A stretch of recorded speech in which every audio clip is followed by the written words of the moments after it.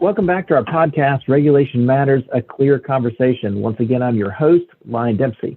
I'm currently the Chief Compliance Officer with Riccobeni Associates Family Dentistry here in North Carolina. I'm also CLEAR's President-elect. As many of you are aware, the Council on Licensure, Enforcement, and Regulation, or CLEAR, is an association of individuals, agencies, and organizations that comprise the international community of professional and occupational regulation. This podcast is an opportunity for you to hear about important topics in our regulatory community. On today's episode, we're going to be previewing some content from the upcoming annual education conference in Louisville, Kentucky. The plenary presentation during the conference is entitled, Be the One, How Great Leaders Bring Out the Best in Others. We'll get to hear from our plenary speaker, Ted Ma, a little later in today's podcast. So Ted, first of all, though, thanks for being with us. Thanks for having me. Great. And we look forward to hearing from you in just a bit. And to start things off today on today's podcast, we'd like to preview one of the sessions to be offered at the conference in September. The topic is going to be mental health and wellness in nurses and healthcare workers. After the last 2+ years, this is certainly a topic of utmost importance. Today, we have with us Abby Migliore with the Alabama Board of Nursing. We're glad to have you with us today. Welcome. Hello, Lon, and I'm excited to be here.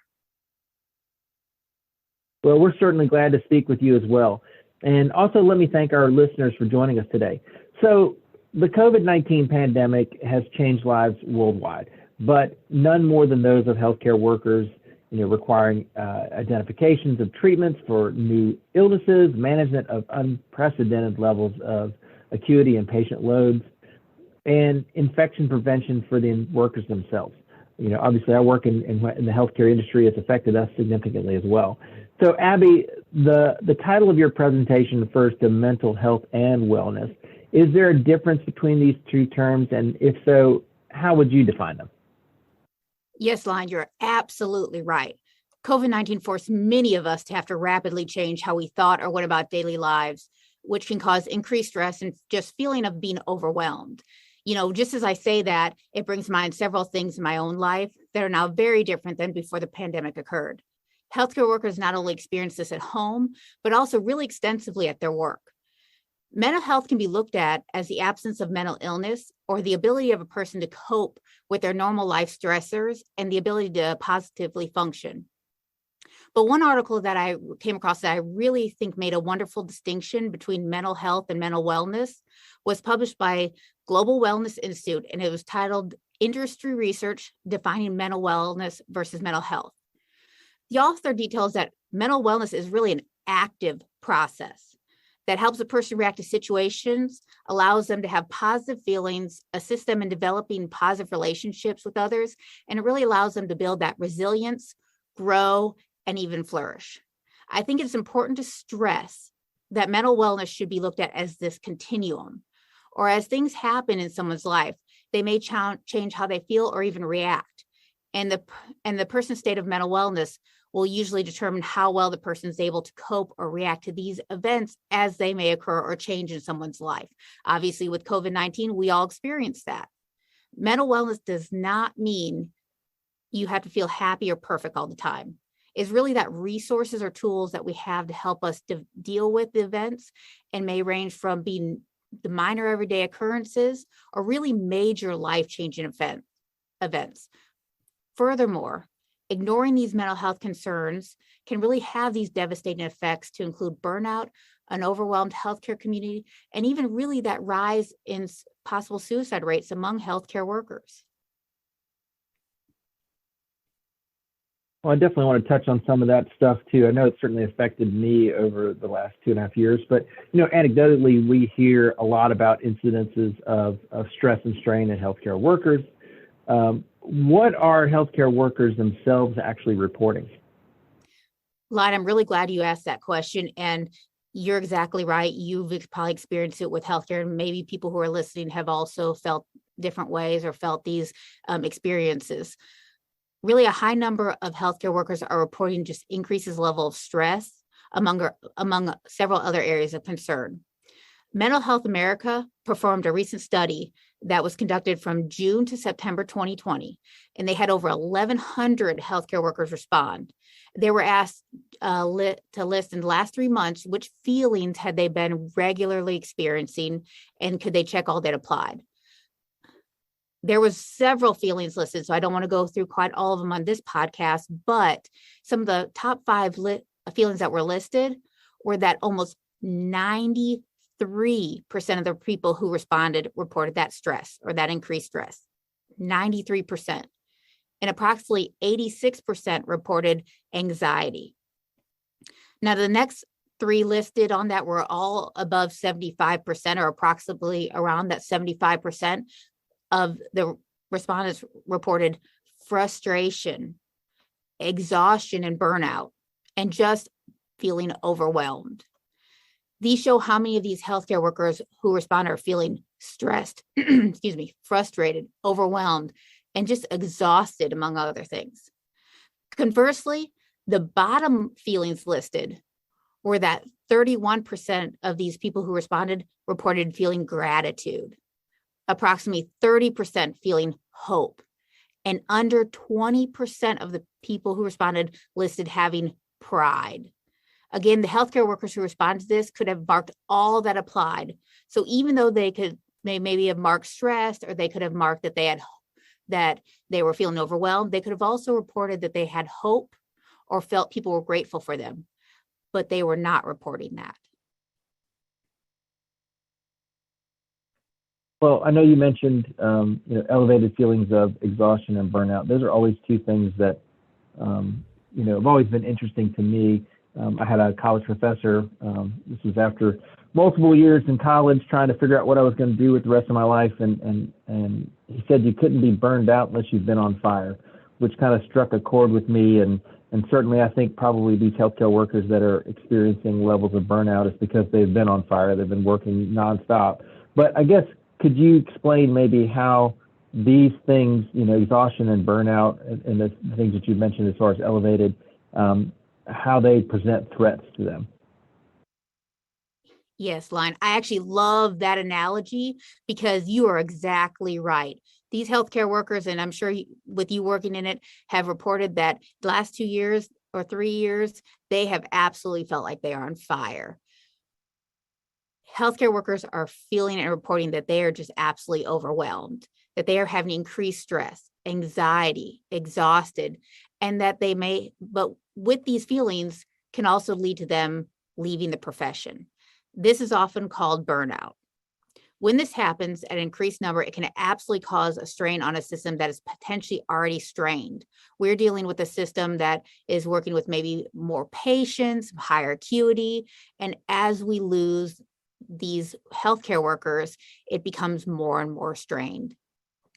I came across another article recently from CNBC that I really enjoyed reading, and it reported that 20 to 30% of frontline U.S. healthcare workers stated they were considering leaving the profession.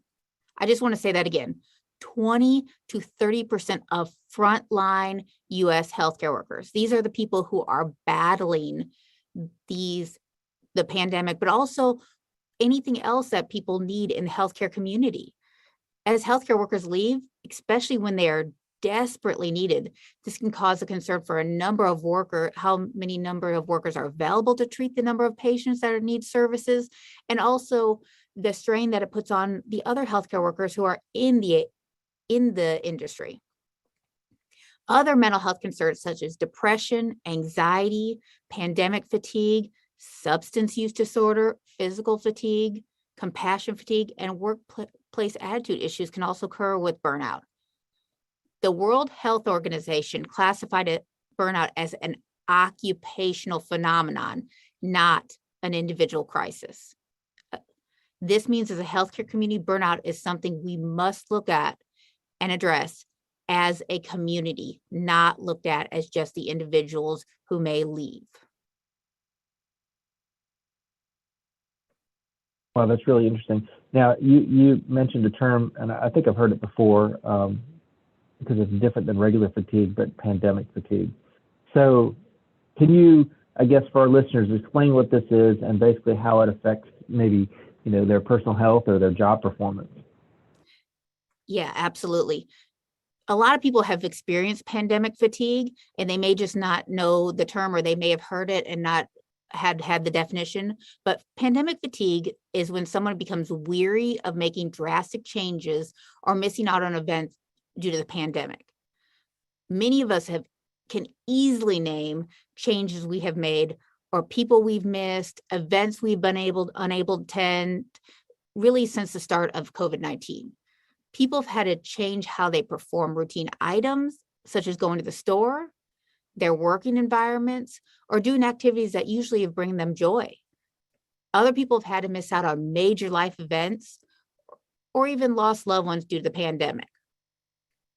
Maybe some of our listeners have had to miss somebody's graduation or not go to somebody's wedding. Again, some major life events that they've been able to attend.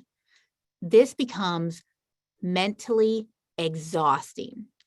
And often people add all these things up that have had happen, and it builds almost like a snowball going down a hill.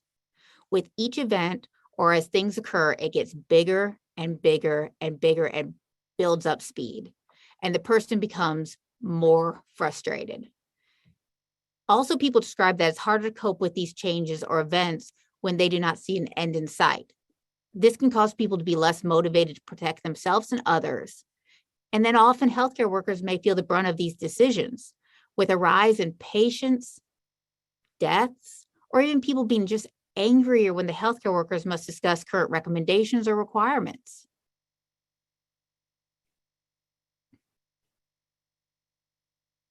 So, is there a difference between pandemic fatigue and another term I've heard, which is compassion fatigue? And if they're different, how so? Yeah, absolutely. There is some differences. Compassion fatigue does differ than pandemic fatigue. Compassion fatigue occurs when someone takes on the suffering of the patient who's experiencing extreme stress or trauma. This can cause the healthcare worker to become so overwhelmed with feelings of others that they can start to feel numb. Healthcare workers often witness or hear the accounts of patients or their loved ones when they may be dealing with extremely traumatic or life-altering events. This can be highly and extremely impactful to the healthcare worker themselves. But then as part of their job, they often must leave that situation and go on to treat or work with the next patient.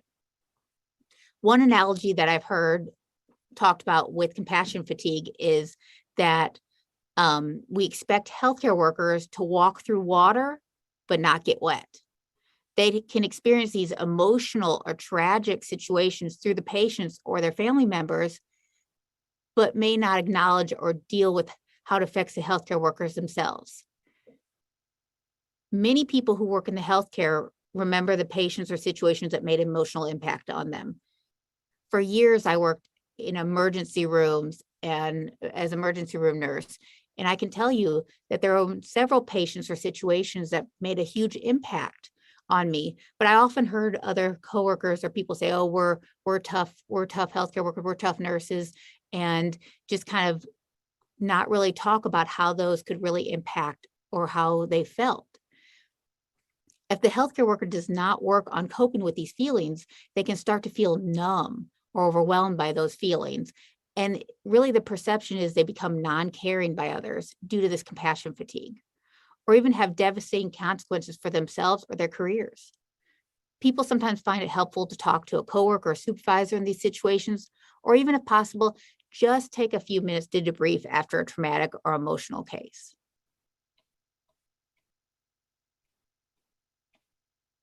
So, I think you mentioned, some obviously serious consequences of ignoring mental health concerns in healthcare workers.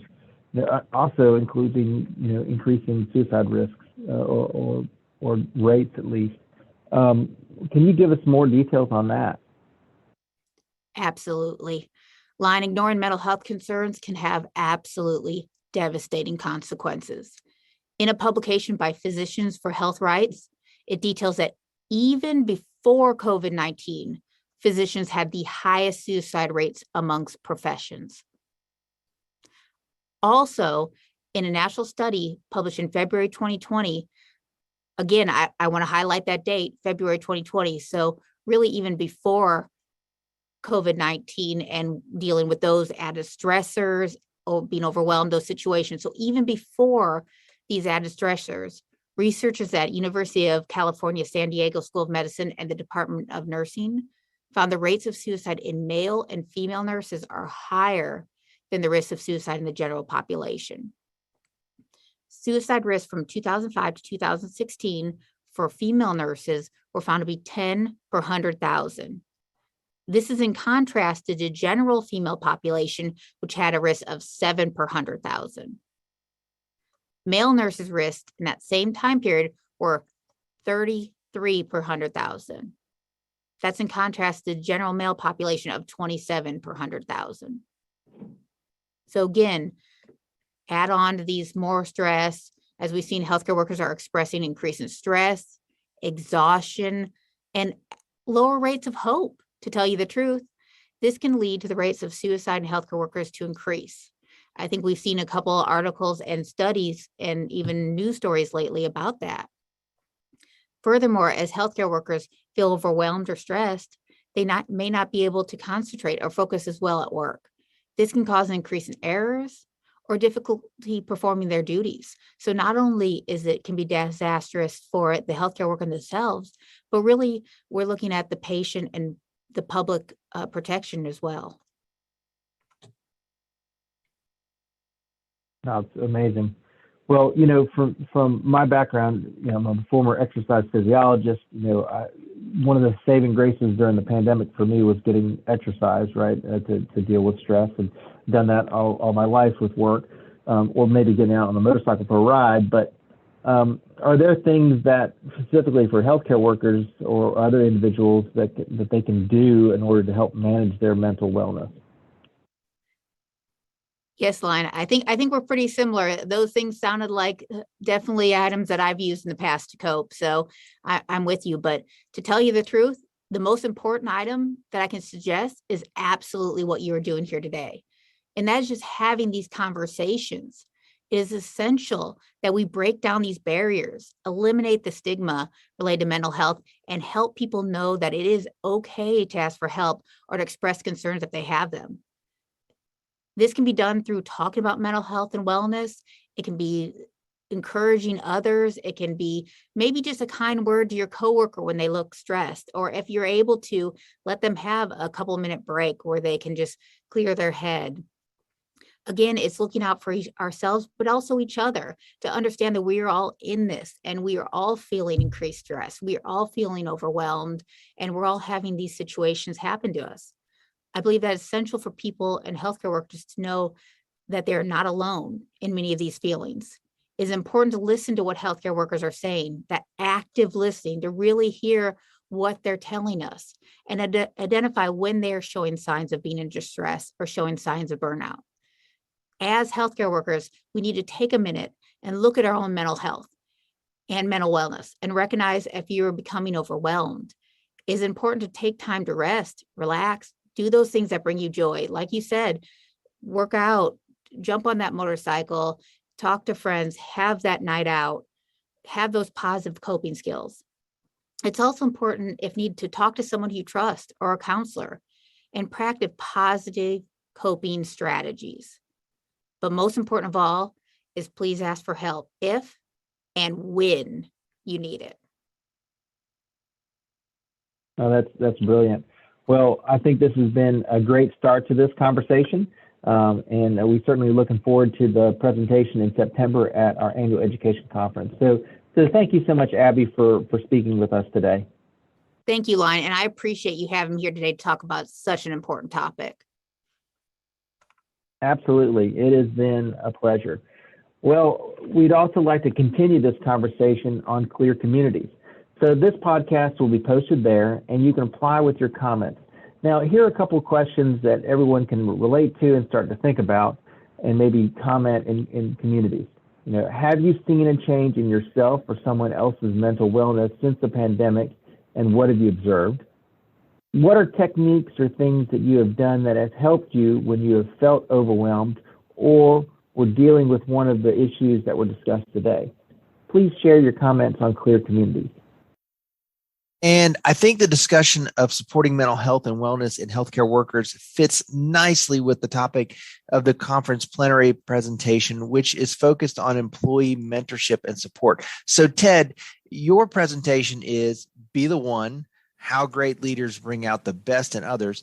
And you'll be sharing with us the key differences that separate leaders and mentors, and how mentors can drive team performance and unlock the potential in others. But first, I got to ask the elephant in the room question. What does it mean to be the one?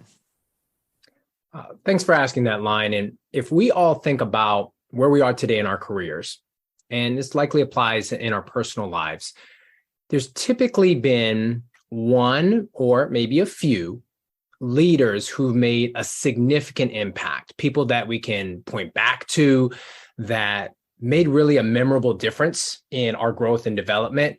And so this person that we can point back to that really created some pivotal conversations, pivotal experiences with our growth, we think of them in a certain way. And that's the way that I want all of us to be as leaders for other people. Let me give you an example of that. I had a mentor in my early 20s where I was struggling. I was leading a team. Morale was low. There was high turnover, and I couldn't figure out what was going on. And what I learned through this gentleman's experience is that the problem started with me, that I really had to shift the way I was communicating with people, how I was showing up in the relationships I had, and really give a different focus in my work ethic and my attention to detail at work. And as a result, through this relationship and through some pivotal conversations, we end up going from a low-performing organization to one of the top in the company. And it wouldn't have happened if it wasn't for this mentor. So when we talk about this concept of being the one, who was that person for you, which we can likely all point back to, and how can you become that for someone else? That's great. I mean, yeah, for the one for me, obviously, was in undergrad. I had been in school already 4 years in undergrad. Came to play baseball, and I majored in pre-med. I then went to psychology. Prior to that, I think there was a point where I was doing English and chemistry as a double major, and then finally ended up back in physical education because that's where my love was with sport. And, I had a 1.8 GPA. I probably shouldn't say this on a podcast, but that's long in the past, right? And one of my professors at the time, Dr. John Bennett, made the statement, you can't be burned out unless you've been on fire. And it really struck home for me that I had not really been applying myself or putting that effort into it to be on fire. Which then resulted in me getting, on the dean's list for multiple years after that, going into graduate school as well, straight from that. So I always try to strive to be that person as well. I think that's great, though, for other leaders to really focus on that. So obviously leaders need to mentor people, but what about this idea of creating a culture of mentorship? What does that really mean? When we think of, and just like the individual you mentioned when you were in grad school, when we think the best organizations that we've been a part of, the best organizations that we've learned from, maybe from outside of our own work, what they've done is not just had one exceptional individual, but they created this as a part of their internal culture. And that starts, of course, with us. It starts with us being the one and teaching others these same skills and the same process. And the beautiful thing, Line, is that this is something that we have statistical evidence that can be weaved into the fabric of an organization when people are intentional about it, especially those of us in leadership roles. So last year, we did a national research study, and we surveyed over 1,000 employees nationwide. And we looked at what were the impacts and the elements of creating this culture of mentorship. And here's a few things that were interesting. At a high level, if we look at the best way to attract, develop, and retain great people, which of course we're all looking to do, especially in the midst of this great resignation, number one, it starts with creating this culture of mentorship. And let me give you some background here. 71% of employees said that their performance improved as a result of a mentorship relationship. Just like mine did, in my early 20s with my first mentor, line just like your grades improved tremendously from that GPA to being on the dean's list. So performance improvement. Another interesting stat, engagement improves significantly. 68% of employees are more engaged at work when they've got a mentoring relationship. And a big one that was really interesting to me is that employees said the number one outcome of having a mentoring relationship is increased loyalty to their company. So when we're looking to keep the people we have and continue to develop this longevity and loyalty, creating this culture of mentorship is the foundation of that. And for those in my generation that are millennials, and the same stats are now appearing for Gen Z, is that millennials and younger workers value growth and development over salary alone, hence the importance of us being the one and creating this culture.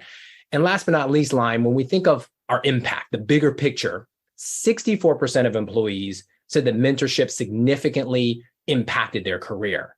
So the best way for us to develop new leaders is through being the one, through creating this culture of mentorship. And it also gives us the benefit of a new perspective. It's not just creating a legacy, but also the perspective that helps us to see things differently, because now we've got to recreate and reverse engineer the success we've had in order to coach and teach maybe the person we once were or somebody that's newer in the organization, and allows us to see things through a different lens, because now we're having more of a direct and intimate relationship with somebody who has a different perspective because they're newer in the organization, for example.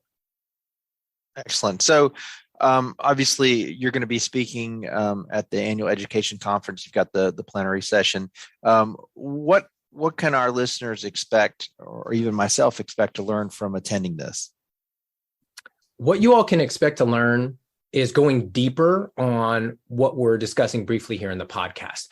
How can you empower people to perform at their best and to be the one? And there's a 3-step process that we're going to be going through in detail with some very actionable strategies that everyone can apply. And I want to stress the word line, everyone, because even if you're newer in the organization, or if you're in the twilight of your career, whether you've got a large number of direct reports, or even if you're an individual contributor, these strategies are applicable to everyone. And these are the strategies that help us become the one, which not only helps us at work, of course, but helps us in our personal lives. But also that's the foundation for creating this culture of mentorship that we just talked about. And then we're also going to look at some of the differences, and you alluded to this before, that separate leaders from mentors, because every mentor is a leader, but not every leader is a mentor. Now, the best leaders are also mentors, but not every leader chooses to be, and some feel like they may not be capable of. So we're going to talk about some of the barriers that hold people back from stepping in the mentorship role, how to overcome those barriers, understanding those key differences, and then the key questions that every leader should be able to answer and every mentor should be able to answer about their team members. So really a deep dive into this concept of how do I move from just a leadership role to actually being a mentor, and how can I apply these actionable strategies in my day-to-day work with the team that I lead, as well as in my personal life. Well, you kind of answered my next question that I had in my head, but maybe I'll expand on it a little bit more. Is being a mentor the same as being a leader, which you kind of touched on there, but also a coach or a sponsor? How do they all play in? Excellent question. There are key differences, and here's the challenge with so much information that's out there. People frequently think leader equals mentor, which it doesn't. And give you an idea of that. When we think of leadership, typically it's about the role that you're fulfilling. When we think about mentorship, it's much more personal. It's much more about the relationship than the leadership role is. When we think about being a leader, we think about achieving goals. But being a mentor is much more individual focused. It's about the growth and development of the person. In the leadership position, we're typically providing answers and solving problems for people, our team members and others. But as a mentor, we're not always answering questions. We're actually asking questions. So providing the answer versus asking the question, providing the solution versus giving a challenge. Even as leaders, we can lead a large number of people, but we can only effectively be a mentor to a few. So really some key differences in the roles. A leader can also become a mentor, and many of our listeners may be already in that role today, but they're not necessarily the same thing. And similarly, that applies to coaches and sponsors. Many times I'll have people ask me, well, hey, Ted, so I'm great at coaching people. I must be a great mentor. And really coaching is more focused on the development of a specific skill, helping somebody perform in their role, a specific task. So it's an important tool to have in our tool belt, but mentoring is much more holistic. It's looking at the overall growth and development of the individual versus a specific skill or specific task. Similarly, when we think of sponsors, their mentors may also be sponsors, but not necessarily, because sponsors are advocating for you and on your behalf to other people. Whereas mentors, again, are looking at your potential and how to tap into it and how to assess and help you achieve these benchmarks of growth that you all have set together, which we'll be talking about in the keynote. So a mentor may also become your sponsor, but not necessarily the case. And so just understanding the key differences between these roles is important for all of us, so that as we look to lead others and to mentor others, we can figure out where these skills come into play. Am I also going to be a coach as a mentor? Most likely, yes. Am I going to be a sponsor? Maybe yes, or maybe not. And it shouldn't be the expectation of the mentee that their mentor is going to be a sponsor for them. And they may also have someone in their life who's strictly a sponsor, but doesn't have that mentoring relationship. I'm going to ask one final question. So in your experience, how do you handle mentees that don't necessarily want to be mentored? So for example, I've certainly in my career in leadership have had, experiences where I've been like trying to help them come up with the solution versus me just giving them the solution, because they'll just come back to me for another solution, right? I want them to think for themselves and be able to problem solve themselves. But I've had resistance sometimes, people that they just want to know the answer. How do you, is it something that you have to flesh out and kind of, select who you want to mentor, or does everyone have the capability of receiving that mentorship? Line, the question you just asked is one that is a struggle for many leaders. And the answer in my experience has been that we can't mentor somebody who doesn't want to be, and that we have to set some ground rules up front or continue to revisit them along the way so that there's proper expectations. So the people that always come to us looking for solutions, if we ask them a question instead and challenge them to develop the problem-solving muscle and figure it out on their own, and they get upset and refuse to kind of follow protocol, so to speak, and just keep coming back to us about the same thing, then either revisiting the initial expectations or resetting the agenda and saying, hey, listen, the reason I'm not solving this problem for you, by the way, Uline, one of my mentors, I can hear his voice in my head right now, said, Ted, I can solve this problem for you, but it's only going to help me to get better. What I like to do is empower you to develop the skill to solve this problem. So I want you to figure it out and come back to me and share with me the solution that you found. And I remember as a mentee and as one of his team members being frustrated and feeling like, what? I'm sure you could either figure it out or you already have. Why don't you just tell me the answer? But I trusted him, and we had a strong relationship where I felt like I was willing to follow his guidance, and I knew he had my best interest in mind. And so I went and solved the problem on my own, went back to him. I'm like, and I was so thankful later on. It's almost like being a parent. Like your kid wants you to do everything for them, but at some point they've got to figure things out on their own, right? We can't walk for someone else. So back to your question, if someone is unwilling, we cannot mentor everyone. And that goes back to the difference between leadership and mentorship. You can lead a large organization, but you can't mentor effectively 50 different people. You just don't have the capacity to do that. So being selective with the people you want to mentor that are coachable, that are teachable, that are willing to follow the expectations and the guidance that you bring up, and then when necessary, revisiting that. And if they're not, then maybe that's somebody that you're leading or you're managing, but it may not be somebody that you want to invest the extra time to mentor if they're not willing to be accepting of what you're giving them. Brilliant. Well, I'll be one to say that I'm very excited and looking forward to hearing more about this during the plenary presentation. So thank you so much, Ted, for being a part of today's podcast episode. Line, thanks for having me. I can't wait to see everybody in September for the conference. Is going to be a great event. Absolutely. I also want to thank our listeners for tuning into this episode. This podcast is a great way to connect with our CLEAR audience, but I think we've already are looking forward to getting back to our in-person conference. The conference will be this September 14th through the 17th in Louisville, Kentucky, and the first time the conference has been held in CLEAR's home state, which is really exciting.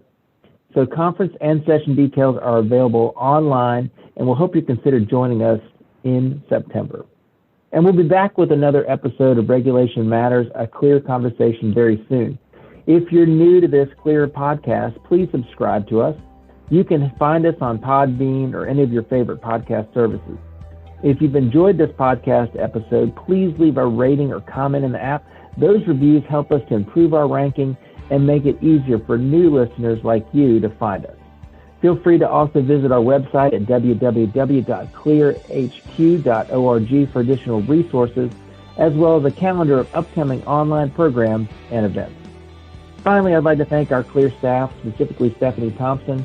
She is our content coordinator and editor for this program. Once again, I'm Lyon Dempsey, and I hope to be speaking to you again very soon.